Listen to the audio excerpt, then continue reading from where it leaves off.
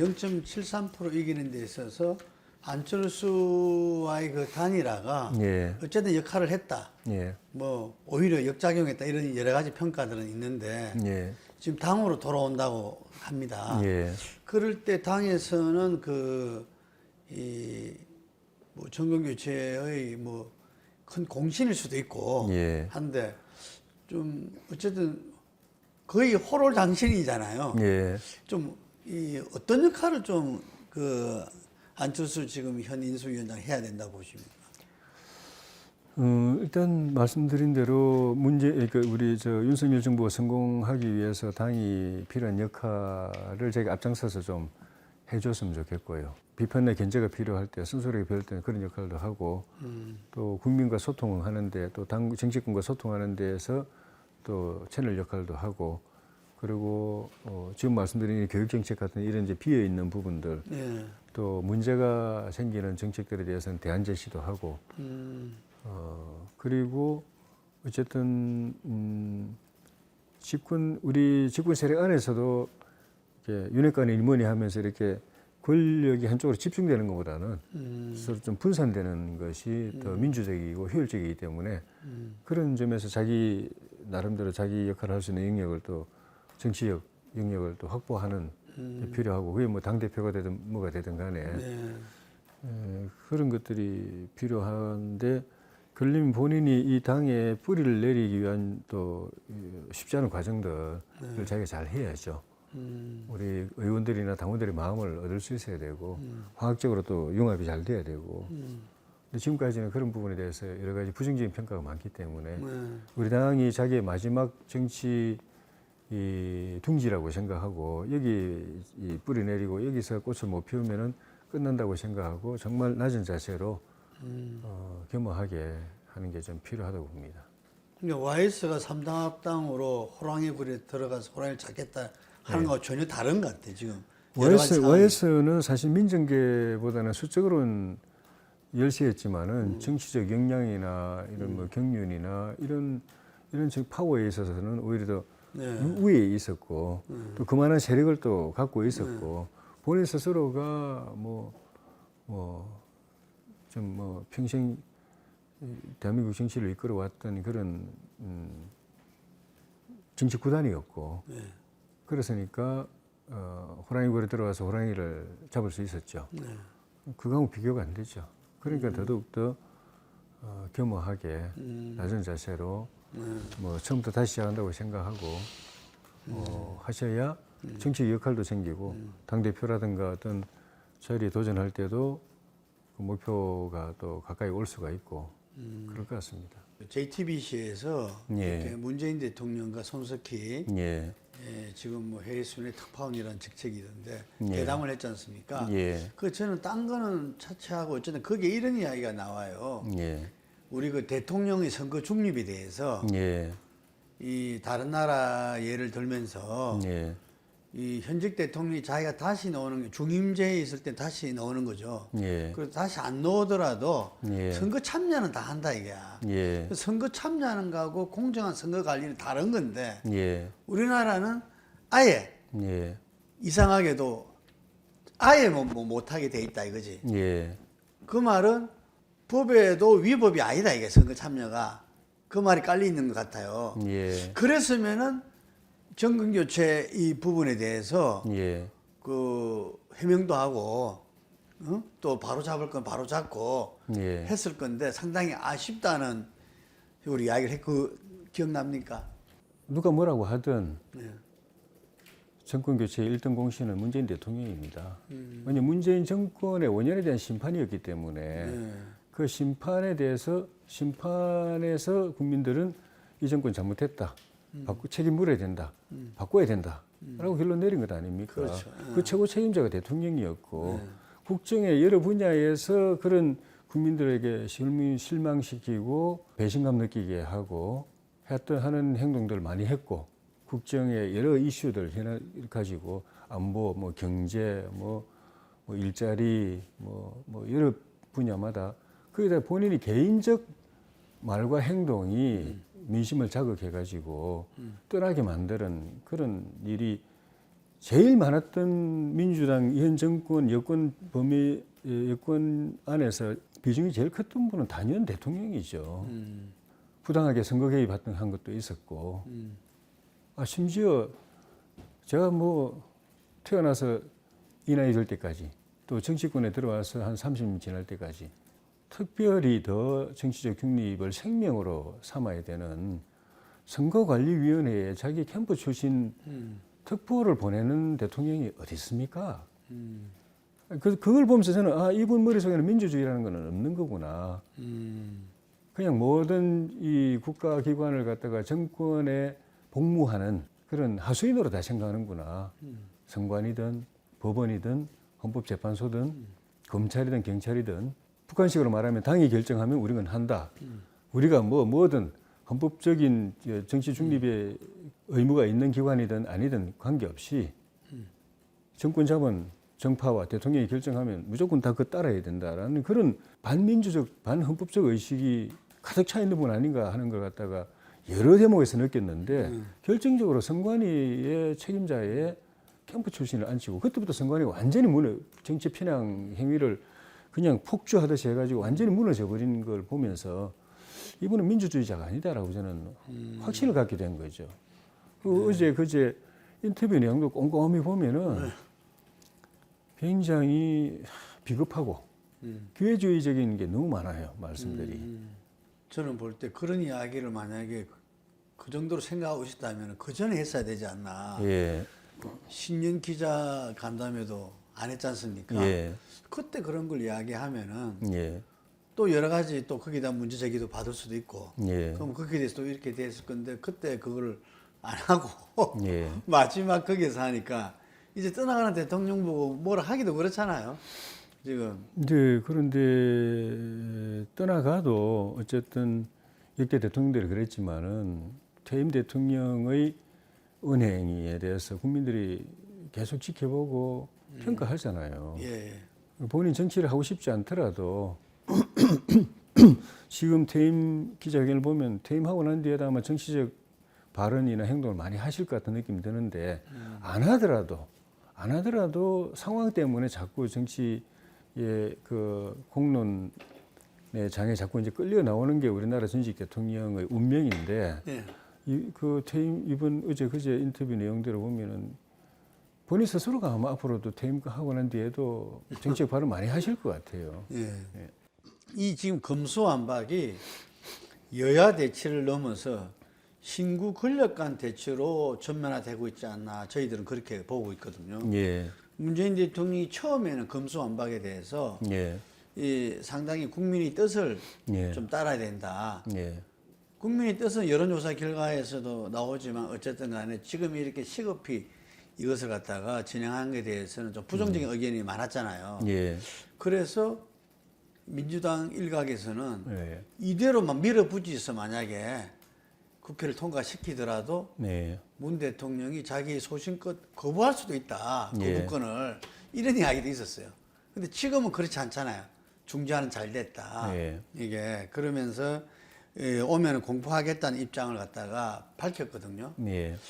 그래서 지금 뭐 자기가 어쨌든 당선이라도 뭐 할 말은 해야 된다. 뭐 이런 이야기도 하는 거 보고 이렇게 봤을 때는 이게 이 정권 교체기에 예. 상당한 이 갈등이 진짜 이 나라 전체를 흔드는 이런 대립으로 갈 가능성도 있겠다 이런 생각이 들더라고요.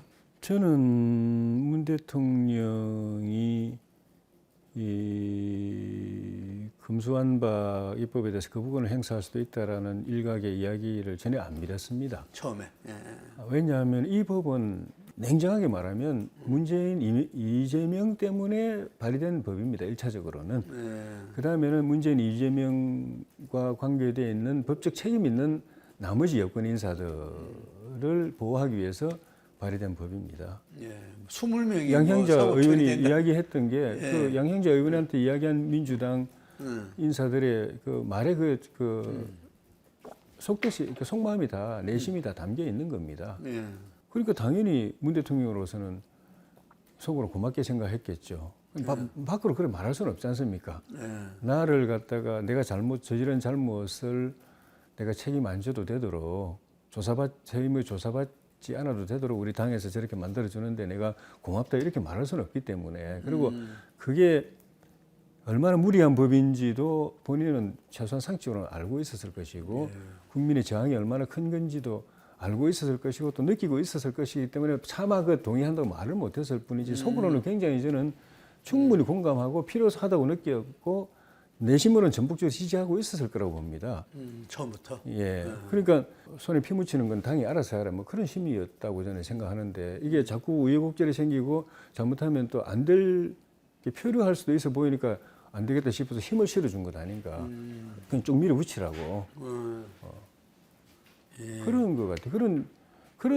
그런 거라든가 대통령 집무실 이전 문제도 처음에는 큰 불편 없다, 협조할 수 있다라고 식으로 이야기했다가 어제는 보면은 굉장히 문제가 많다고 이야기했잖아요. 그렇죠. 그 며칠 안 지났습니다. 이 말이 이렇게 바뀌는데 전체적으로 보면은 정권 인수 인계 과정을 전적으로 협조하겠다고 이야기했다가 지금 그대로 하나하나 지금 걸고 넘어지고 발목을 잡고 있는 이런 것도 그렇고 그래서 굉장히 비겁하다, 기회주의적이다. 말의 일관성이 있어야지. 며칠 됐다고 이렇게 이 대통령의 말이 이렇게 바뀌냐라는 생각이 드는 거고 거기에는 이 정파적인 그런 입장이 굉장히 많이 개입이 돼 있다고 보여집니다. 그리고 거기에는 그래서 유례 없는 그 40%대 지지율. 예. 그게 아마 이렇게 힘이 됐지 않나 생각하는데 그거 어떻게 보신 거예요? 40% 지지율. 그렇죠. 이 문재인 대통령 정권이 실패한 이유가 처음부터 끝까지 그 열성 지지자들만 보고 국정 운영을 했거든요. 그거를 붙잡는데 모든 초점을 맞췄고 모든 정책 결정 또 정치적 의사 결정을 할 때 거기에만 그 기준으로 삼아서 철저하게 그게 이제 편가르기를 했고 진영 또 그 나누기를 했고 또 국민을 분열시켰고 그렇게 해서 자기 열성 지지층 끝까지 처음부터 끝까지 지금 안고 가는 겁니다. 문제는 그것만 가지고는 정권을 못 지켰다는 데 문제인 거죠. 7.3%를 0.73%를 극복 못했다는 게 문제인 거죠. 근데 자기 대선 때 받은 지지율이랑 비슷하잖아 이게. 예. 그게. 그 지지층도 문 대통령 5년 동안에 벌어진 일들의 이 민낯이 드러나면 얼마나 남아 있을지 저는 두고 봐야 할 일이라고 보지만 설령 끝까지 그 층을 끌고 간다 하더라도 그 층 가지고는 정권 재창출도 안 된다는 거 좀 나타났잖아요. 정국을 주도할 수는 없는 겁니다. 주도권은 다른 데 가는 거고 결국은 이제 끌려갈 수밖에 없는 주도하는 정치 민심에 끌려갈 수밖에 없는 구조인 거죠. 자기 편만 바라보고 가는 이 정치의 한계가 그거죠. 얼마 전에는 잊혀지고 싶다 이렇게 표현했는데 어제 아래 그 인터뷰에서는 상당히 공격적인 모습을 해서 잊혀지고 싶은 대통령하고는 좀 다르더라고 보니까. 그게 제가 말씀드린 이 비겁하고 기회주의적인 모습이고 제가 볼 때는 이 굉장히 좀 불안정해 보입니다. 본인 생각도 자꾸 이렇게 퇴임 앞두고 있으면은 여러 가지 밤잠 못 자는 그런 상황이 누구에게나 다 있기 마련이지만은 특별히 더 불안정해 보여요. 그러니까 자꾸 이렇게 생각이 왔다 갔다 하시는 것 같고 말이 그러다 보니까 말도 왔다 갔다 하게 되고 본인은 그걸 못 느끼는 것 같습니다. 지켜보는 국민들은 다 보고 저는 정치인이지만은 일반 이 반응을 시중에 여론의 반응을 보면 평범한 국민들도 그걸 지켜보면서 대통령에 대해서 왜 이렇게 저렇게 마음이 왔다 갔다 하냐, 왜 저렇게 말이 왔다 갔다 하냐 이런 평가가 나오는 게 실제 그런 것 같아요. 그 중재안 처음에 민주당이 그 금수완박을 밀어붙일 때 상당히 문제가 많다. 이래서 심지어 그 정의당 혹은 참여연대 민변 기존의 우군까지도 다 반대를 했던 그런 상황인데 박병석 의장님이 어쨌든 중재안을 냈잖아요. 그래서 그거를 동의를 하고 의총들을 통해서 합의를 했어요. 그래서 국민들이 볼 때는 그렇게 또 이렇게 뭔가 역시 정치는 생물이구나. 예. 이랬는데 그게 아니다 이래 된 거잖아요. 예. 거기에 대해서 좀 왜 아니다고 된 건지 중재안에 대해서. 사실상 내용을 보면은 그 민주당의 검수완박 원안하고 네. 사실상 같은 아니기 때문에 시기만 유의됐다. 예. 결론적으로는 검찰의 수사권을 박탈하는 그런 아니기 때문에 중재안이 별 의미가 없다고 본 겁니다. 근데 이제 우리가 볼 때 권성동 원내대표가 검사 출신이잖아요. 누구보다 이 법안에 대해서 잘 알고 있을 거고 금방 말씀하신 이거는 똑같은 거다. 시기만 이렇게 유의됐을 뿐이지 누구보다 잘 아실 건데 본인은 왜 그걸 합의를 하고 의총을 통과시켰죠? 그 언론 보도에 나오는 본인의 그 설명은 검수완박법을 민주당 원안대로 통과시키면은 완전 박탈되고 수사권이 근데 중재안대로 하면은 뭐 한시적으로라도 아주 일부지만 그래도 검찰 수사 기능을 살려둘 수 있기 때문에 완전 박탈되는 것보다 낫지 않느냐라고 판단했다 그렇게 보도가 돼 있고 두 번째는 민주당하고 이 검수완박을 놓고 합의 처리하지 못하고 정면 충돌할 경우에 전국이 완전 경색돼서 새 정부 출범 과정에서 필요한 민주당의 이 협조를 받지 못하는 문제가 있었다. 그래서 원만한 협조를 위해서 양보했다. 그렇게 이야기를 했는데 제가 볼 때는 앞부분 그 일부라도 얻는다라고 하는 건 사실상 큰 의미가 없는 좀 전에 말씀드린 대로 6대 범죄에서 2개 범죄는 계속 그 뭐 한 1년 6개월 정도. 1년 6개월 정도. 1년 6개월 뒤에는 없어지는 거고. 부패와 그 경제에 관한 거 맞죠. 그리고 통상적으로 1년 6개월 뒤에 없어진다고 하면은 사실상 기능 그 수사 기능이 제대로 작동이 안 합니다. 안 됩니다. 없어질 그 직무를 그걸 충실하게 하는 기관은 잘 없습니다. 기왕 없어진다고 생각하니까 그 1년 6개월이라는 게 그런 의미에서 별 의미가 없고 그다음에 그럼 검수완박을 중재안으로 해서 처리해주면 민주당이 나머지 현안에 대해서 협조해 주느냐? 저는 그건 검수완박 같은 이런 상식을 초월한 일도 밀어붙이는 민주당이 무슨 그보다도 기대하기 어렵다고 봤죠. 법사위에서 소위를 통과하고 즉 법사위도 통과한 겁니까? 전체회의 통과했습니다. 전체 통과를 어제 새벽에 오늘 새벽에 했더라고요. 그래 되면 이제 의장이 본회의 상정이 남은 겁니까? 그럼 필리버스터는 어느 과정에서 들어가게 되는 겁니까? 본회의 상정하면은 이제 그때부터 표결하기 전에 정의당이 합류하기 때문에 180석이면은 필리버스터 중단시킬 수가 있는 거죠. 필리버스터를 중단시킬 수도 있지만은 만약에 오늘 본회의를 연다고 그러면은 회기 그 결정 안건부터 올려가지고 회기를 오늘까지로 결정해 버릴 겁니다.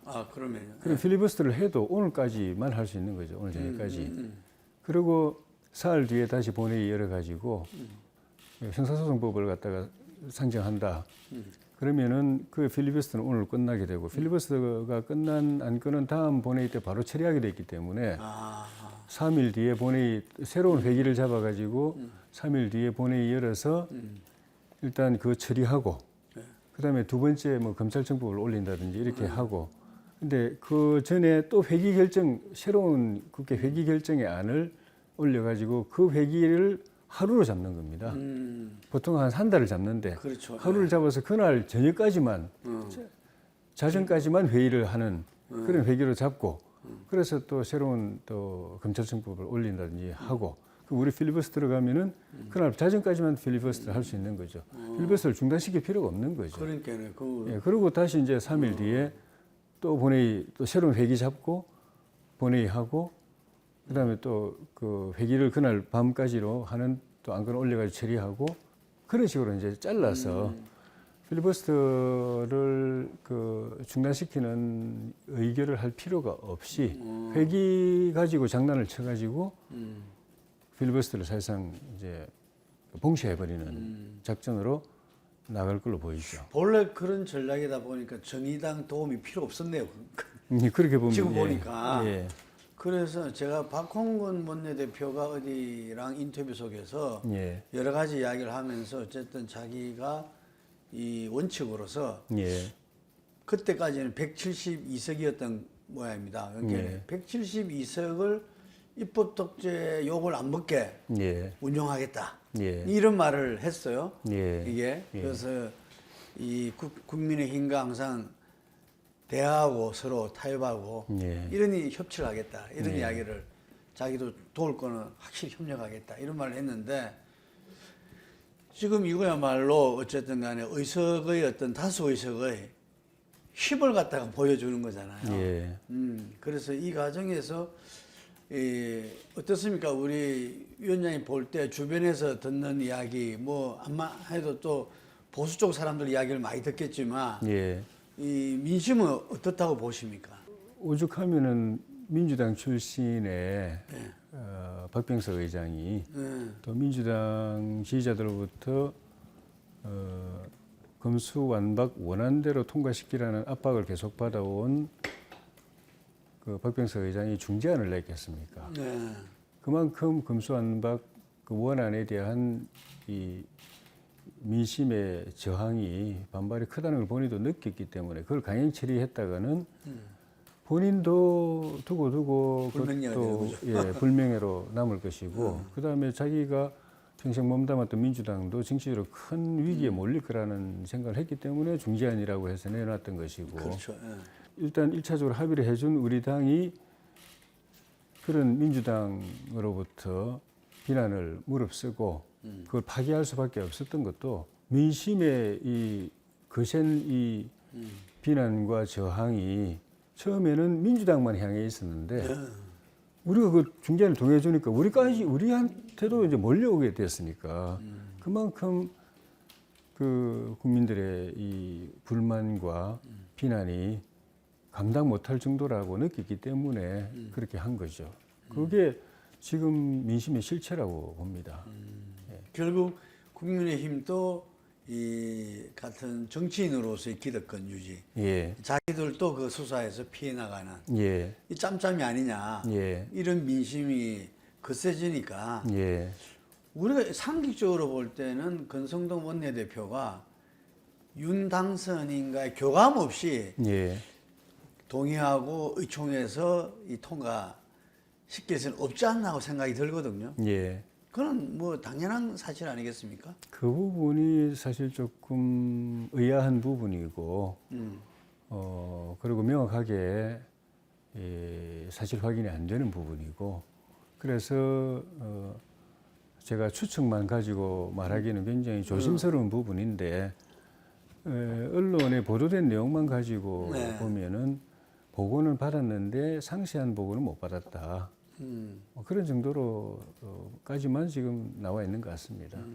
그 이상에 대해서는 확인하기가 어려운데 뭐라고 자꾸 추측을 해서 말하기가 좀 조심스럽네요. 그런데 검수완박은 부패 완판이다. 예. 이 부분을 검찰총장직을 던질 때 예, 명분으로 했지 않습니까? 예, 그랬는데 그래서 의아하더라고요. 이게 예. 누가 보더라도 이 중재안이 예, 진짜 또 다른 안으로서 이렇게 보여준 거지 예. 본질은 똑같은데 예, 이걸 갖다가 그 국힘이 예, 이 나중에 사과도 하고 했지만 예. 권성동 원내대표가 예, 어쨌든 간에 그 받아준 꼴이 되기 때문에 예, 국힘의 그 민심에 대해서 질타도 받고 앞으로 행보에서도 예. 상당히 좀 어렵지 않겠습니까? 그런 이해 안 되는 대목이 있기 때문에 예. 그 일반 여론에서 예. 결국은 그 구정권의 적폐는 이걸로 덮어주고 그러면서 또 새로운 정권에서 나올 수 있는 그런 새로운 적폐들은 또 수사로부터 원천적으로 이렇게 보호해주고 하는 데서 서로가 이 이해관계가 일치돼 가지고 말하자면은 담합을 한 거다, 정치적 담합을 한 거다 아닌가 하는 추측에 이제 여론에서 일반 시중에서 나오는 이유가 요 대목이 명쾌하지 않기 때문에 이해할 수 없는 대목이 있기 때문에 그런 추측이 나오는 것이고 그게 여론화돼 가지고 니들도 똑같은 놈들이야, 좀 공범이야 하는 그런 이제 비난을 뒤집어 쓰게 됐고 그래서 불가피하게 그런 오해를 피하기 위해서 중재안 합의를 우리가 번복할 수밖에 없었던 거죠. 그 이준석 당대표가 그 전날 여러 의견을 들으면서 이거는 좀 아니다. 여러 판단을 해서 이 진행은 어렵다 이렇게 이야기할 때 한동훈 그 법무장관 후보 한테 좀 이렇게 이 의견을 갖다가 이렇게 들은 걸로 이렇게 그 본인이 이렇게 썼잖아요. 이게 그 사람들 이야기는 한동훈 그 후보가 법무장관 후보가 국회를 갖다가 농락했다. 이런 말들이 있어요. 그거 어떻게 생각하십니까? 이준석 대표가 그 중재안을 받아들이면 안 된다고 판단하게 된 데는 두 가지 요인이 있는 것 같습니다. 첫째는 이 중재안이 가져올 형사사법 체계의 어떤 변화, 이것에 대해서 이거는 바람직한 효과, 바람직한 방향으로 가지 않고 국가사정기관을 국가 사정 기능을 특히 이제 권력 비리, 정치 부패, 기득권 세력의 범법 행위에 대한 사정 기능을 약화시키는 쪽으로 작동할 거다라는 그런 전문적 그 집단의 판단, 특히 이제 검찰과 일원인 한동훈 후보자 측에로부터 이제 그런 전문적 분석을 들은 거 하나. 두 번째가 이제 어떻게 보면 그보다 더 큰 거지만은 일반 그 시중의 민심의 이 거센 이 비난, 이 두 가지 때문에 이준석 대표도 이렇게 가서는 안 된다고 생각을 한 것 같아요. 그러니까 그런 판단이 저는 잘 됐다고 보고 바른 방향이라고 보고 그런 판단을 하는데 이 전문가 집단 중에 한 사람, 어떻게 보면 대표자격인 한동훈 후보자로부터 그런 자문을 들었다는 거는 그건 상식적이고 정상적이고 바람직한 거지. 오히려. 그 한 사람 말 때문에 이걸 더 엎었다고 말하는 거는 민주당이 프레임이죠. 모르긴 해도 민주당은 박범계 법무장관으로부터 또 그 여러 차례 이런 쪽에 자문을 얻었을 거예요. 자기들도 그랬을 겁니다. 박범계 장관이 뭐라고 그랬다고 해서 그 말대로 하면 박범계 장관이 민주당을 뒤흔들었다고 말하지는 않을 거 아니에요, 자기들도. 그 지금 진짜 법사위에서 공은 이제 떠났네요. 그죠? 그러다면 이제 그 본회의에서 박병석 의장의 판단이 있고, 그죠? 그 다음에 본회의에서 아까 말씀하신 대로 회기, 이 단축과 이렇게 그 하면서 필리버스터를 무력화시키는. 어떻습니까? 지금 어떻게 진행될 것 같아요? 일단 박병석 의장의 판단이 1차 그 관건인데 중재안을 수용하는 정당에 맞춰서 운영하겠다고 본인이 이야기했잖아요. 그렇다면 결국은 이제 검수완박 손들어 주겠다는 건데 그렇다고 그게 박 의장한테 부담 없는 선택이 되기는 어렵습니다. 좀 전에 말씀드린 대로 본인이 중재안까지 내놓을 때는 그 검수완박 이 입법이 갖고 있는 심각한 문제점을 본인도 알고 있었던 것이고 또 그에 대한 이 국민들의 거센 비난과 저항을 알고 느끼고 있었기 때문에 중재안도 내놨던 그런 입장이라서 뭐 상황이 이렇게 됐다고 해서 그럼 검수완박 뭐 민주당 안대로 처리해 줄게.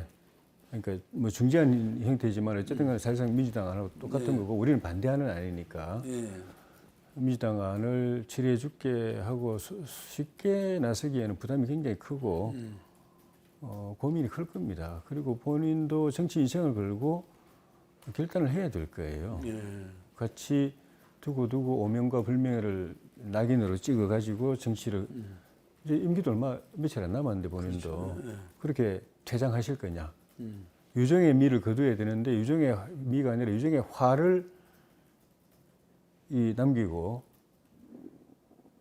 그만두실 거냐, 정치 인생을 마무리하실 거냐, 아니면 본인이 몸담았던 당에로부터는 비판을 받겠지만은 큰 흐름의 어떤 사법적 정의라든가 그 의회주의, 입법 민주주의 그리고 민심의 그 기대에 본인이 순응하는 쪽으로 마무리하실 것이냐 고민을 안 할 수가 없고 하셔야 되고 그 결과에 따라서 또 본인 책임지는 것이고 엄중한 본인의 정치인생 박 의장 본인은 어떻게 생각하실지 모르겠지만 제가 지켜보기에는 엄중한 정치적 이 운명의 기로에 있다고 봅니다. 예. 상당히 기대도 좀 하고 있네요. 상황에 대한 기대죠. 솔직히 그동안에 박 의장님이 표면적으로는 그런 이제 중립적 그 국회 운영 또 초당적 국회 운영을 말씀을 많이 하셨는데 결정적인 순간에 입법부의 근본을 무너뜨리는 그런 기상천외한 사태들이 결과적으로는 본인 재임 중에 지금 다 벌어졌습니다. 공수처법부터 해가지고 그 뭐 부동산 입법 처리 강행 처리라든가 이런 것들이 우리 이 입법부 역사상 상상할 수 없는 헌법 파괴적 행위들이 뭐 본인의 의사와 관계없이 어쨌든 본인 재직 중에 벌어졌다는 건 그건 부인할 수 없는 사실이기 때문에 그것까지 다 안 끌어안고서 마지막 본인의 퇴장의 뒷모습을 고민하셔야 될 겁니다. 그거를 그 의장으로서 막지 못했기 때문에 결과론적으로 보면 그게 다 누적이 돼가지고 정권 교체 여론을 불을 붙인 셈이고 오늘 이 민주당이 10년, 20년 집권을 호언장담하던 민주당이 단 5년 만에 정권 내주게 된 데는 국회 무대에서 벌어진 그런 초헌법적이고 입법 그 의회 민주주의를 파괴하는 그런 행위들이 그 작용을 했다고 저는 보거든요. 그거를 막으려면 막을 수 있었던 그 키는 국회의장에게 있었던 것이고.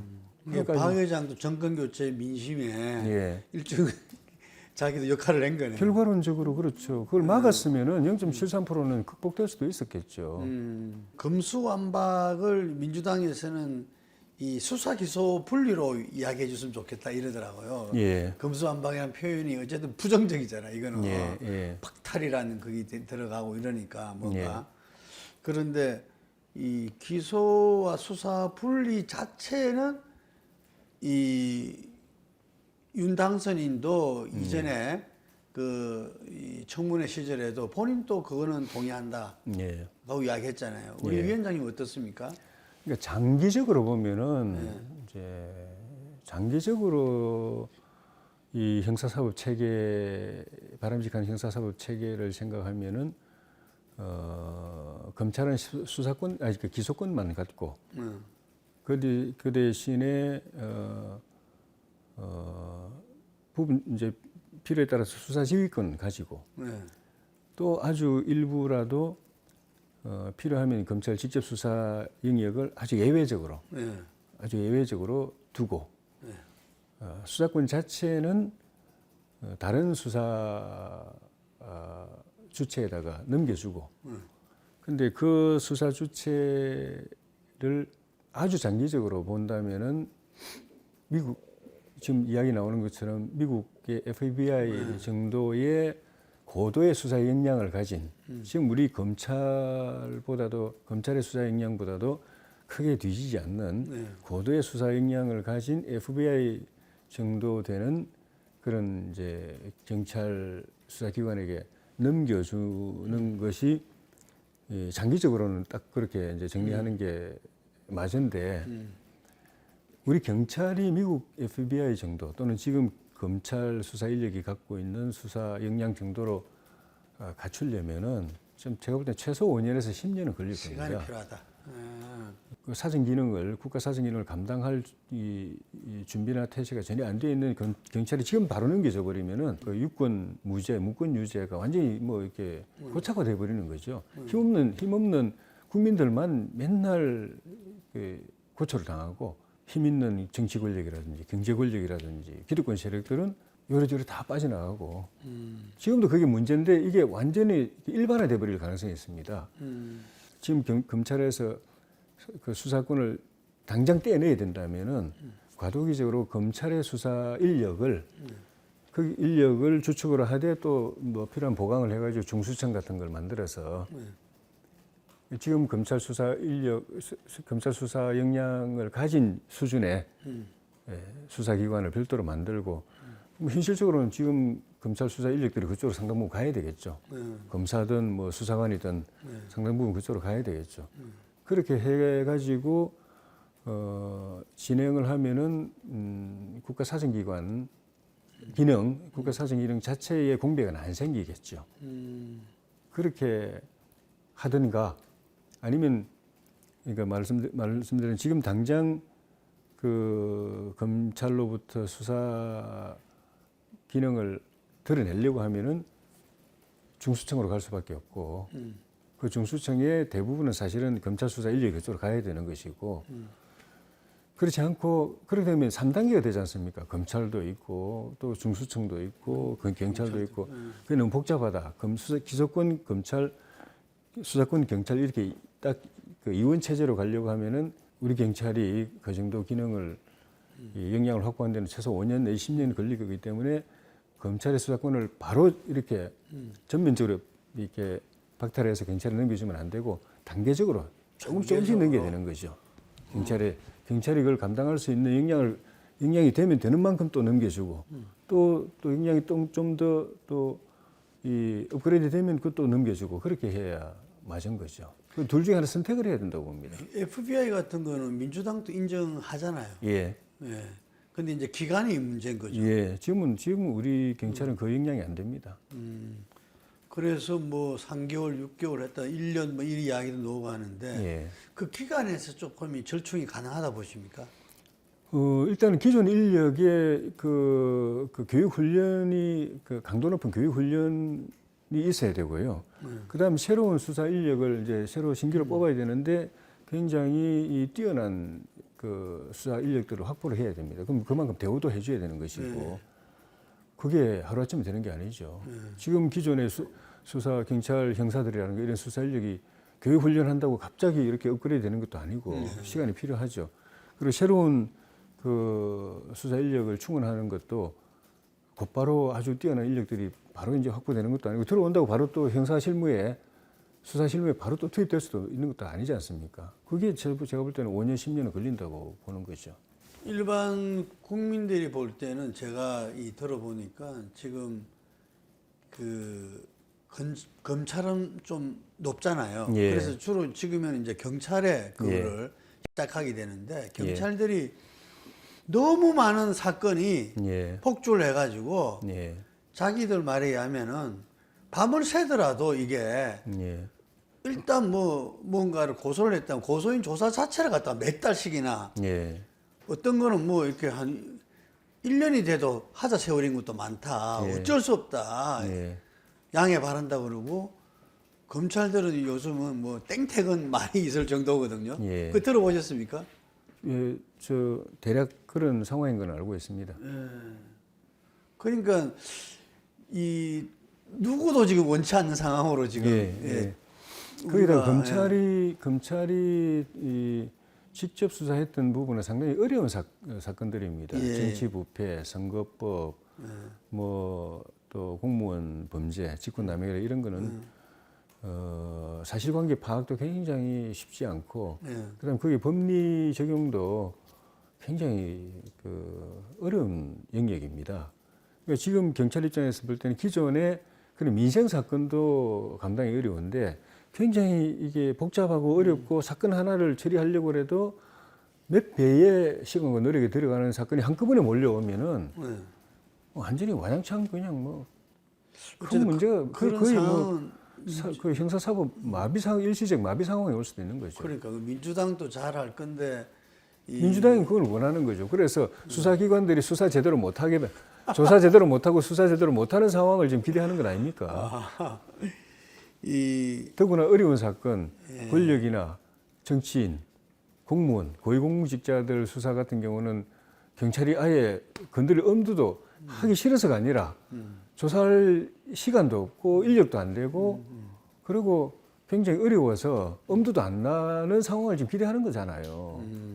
하여튼 간에 마지막에 여야 좀 극적인 합의 예. 또 나올 수 있을까요? 사실은 제가 말씀드린 이런 쪽으로 합의를 하는 게 저는 맞다고 봅니다. 좀 전에 쭉 말씀드린 형사사법 체계 개편의 방향이 있지 않습니까? 예. 단계적으로 경찰에게 넘길 것이냐. 네. 완전히 어느 하루아침에 검찰 수사 스톱 하고 왕창 다 이쪽에 넘겨가지고 이쪽이 뭐 완전히 마비되게 만드는 그런, 아니 그 마비되는 건 아니지만은 그렇게 만들 게 아니라 단계적으로 조금씩 경찰이 준비되는 대로 검찰 수사 기능을 이렇게 떼우고 넘겨놓고 이렇게 일시에 넘기는 게 아니라 단계적으로 넘기는 방안으로 갈 것이냐, 아니면 일시에 넘기되 중간에 중수청 같은 걸 만들어 가지고 지금 검찰 수사 인력이 그쪽으로 다 가가지고 그 대신에 남은 검찰 인력은 기소권만 행사하고 원칙적으로 그런 안으로 갈 것이냐, 둘 중에 하나를 선택하는데 여야가 저는 합의를 봐야 되는 것 아닌가. 그게 합리적이고, 그러면 뭐 정치적으로 다툴 일도 없고 국민들로부터 손가락질 받을 일도 없다고 봅니다.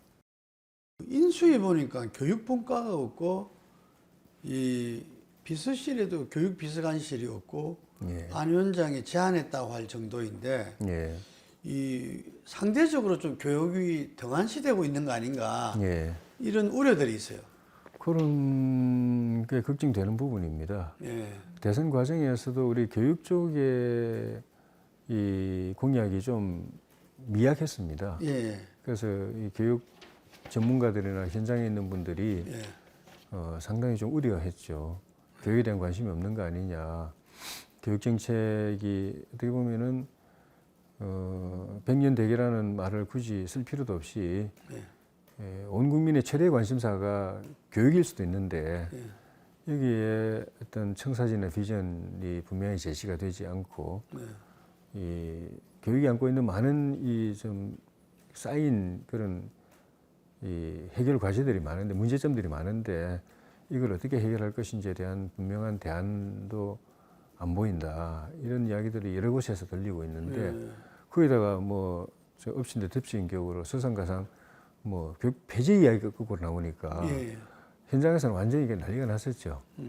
근데 이제 그건 좀 이제 잦아들은 것 같은데 이제 교육이 지난 5년 동안에 이념적으로 정치적으로 굉장히 편향되어 있는 문제, 그래서 이 국가 교육을 왜곡시킨 걸 바로잡는 문제, 그 다음에 사학의 어떤 헌법이 보장한 자주성이나 또 그 독립성, 전문성 이런 것들이 무너진 걸 다시 이제 제대로 바로 세우는 문제, 그리고 조국 사태에서 드러난 것 같은 교육의 불공정, 이거를 다시 이제 공정, 교육의 공정을 다시 살려내는 문제, 이제 4차 산업혁명 시대에 필요한 국가 인재들을 이 고등교육이, 이 대학이 제대로 공급할 수 있도록 우리 대학이 이 경쟁력을 갖춰야 되는데 지금 규제에 발이 묶여가지고 대학이 정말 한 발도 앞으로 나가지 못하는, 수많은 투자가 이루어졌는데도 이 아웃풋이 별로 없는 데에는 여러 가지 요인 중에 이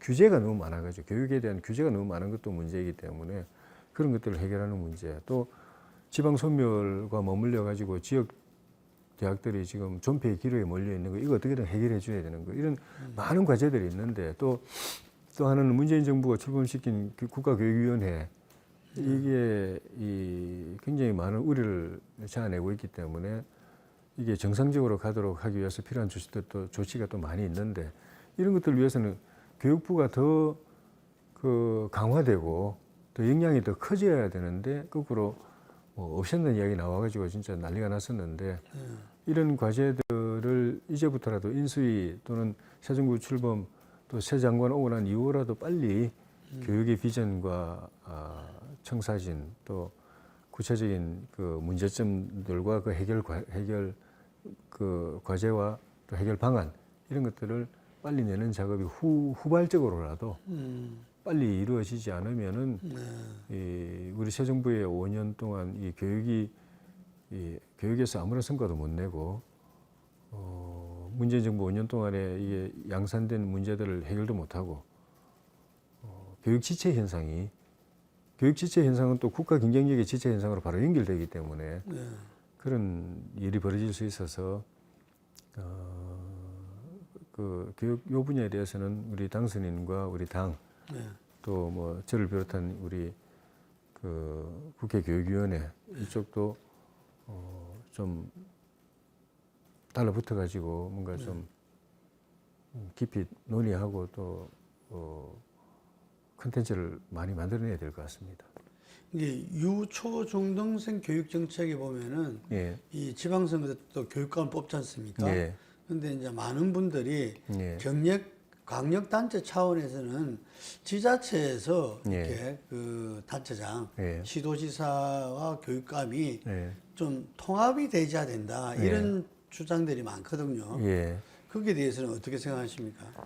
지금은 교육이 단순 교육이 아니라 지역의 민생, 경제 이런 것까지 다 영향을 미치는 이 기능 자체가 좀 성격이 바뀌고 있습니다. 그래서 지역 같은 경우 대학만 하더라도 지자체하고 같이 협업을 하지 않으면 안 되는 상황으로 이미 왔고 또 교육부가 만드는 많은 사업들이 지자체와 그 대학이 같이 협업하는 디자인, 설계를 정책 설계 자체를 그런 식으로 좀 많이 하고 있고 교육청도 마찬가지고 그런데 결론을 말씀드리면은 교육감은 직선제를 폐지하고 교육 그 지자체장하고 런닝메이트제로 가야 되는 것 아니냐는 주장들이 여러 고민 끝에 나오고 있는데 그 저는 좀 우리 깊이 좀 생각해봐야 될 대안이라고 좀 생각합니다. 그러려면 이제 교육 당국하고 이 행정 당국의 그 협업이 자연스럽게 이루어지는 것이죠. 지금 지역은 이 사실상 교육감도 뭐 정당 소속이 아니지만 내용적으로 정치적인 이게 좀 노선이 그렇죠. 분명하기 때문에 지자체장하고 서로 협력이 안 될 뿐만 아니라 서로 싸우는 것도 많고 그럼 지금 지역 발전을 위해서는 지역 그 자치단체, 교육청 또 학교 다 서로 같이 협력해야 되는데 그게 이 장애물이 되기 때문에 그런 걸 해소하는 방안 중에 하나로 교육감은 선출제가 아니라 그러니까 교육감 직선제가 아니라 단체장하고 같이 이 런닝메이트제로 해서 제도를 좀 바꿀 필요가 있다는 그것도 좀 일리가 있는 것 같습니다.